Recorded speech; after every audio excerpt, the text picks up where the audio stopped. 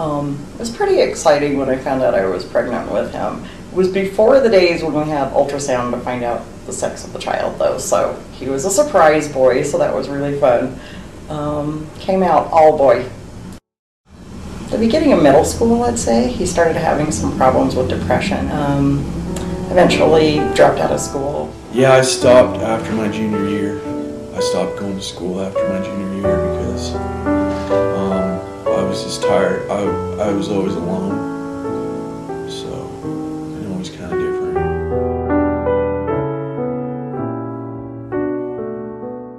But when he was about 19, I noticed that he started behaving very suspiciously a lot of times. And I ended up going to jail for a year for 353 days.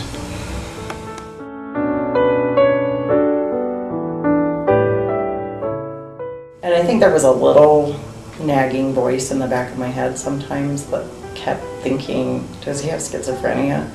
But I kept telling myself, no, it's the drugs and alcohol, because that was an easier thing to accept, because I thought that could be fixed, and schizophrenia can't. It was very difficult, because he had been a child of tremendous promise.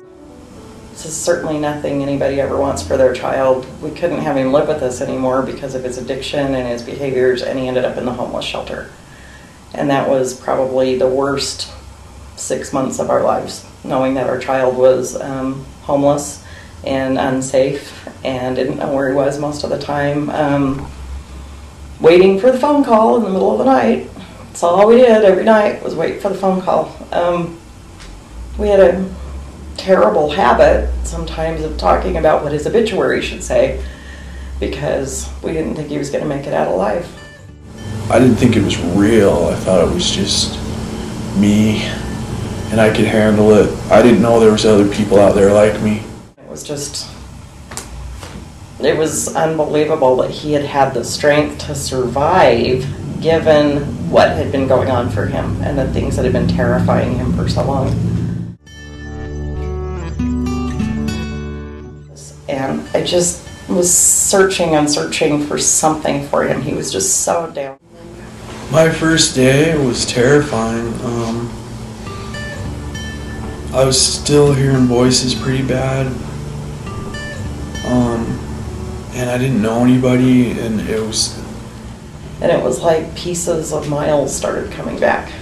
You know, I mean, the sense of humor and the lovingness. I don't come as much, but that's kind of a good thing because I can do other things too. Pretty soon he had this little joke in the morning. I'm going to Alliance House and you can't stop me. I just want to be happy in whatever I do.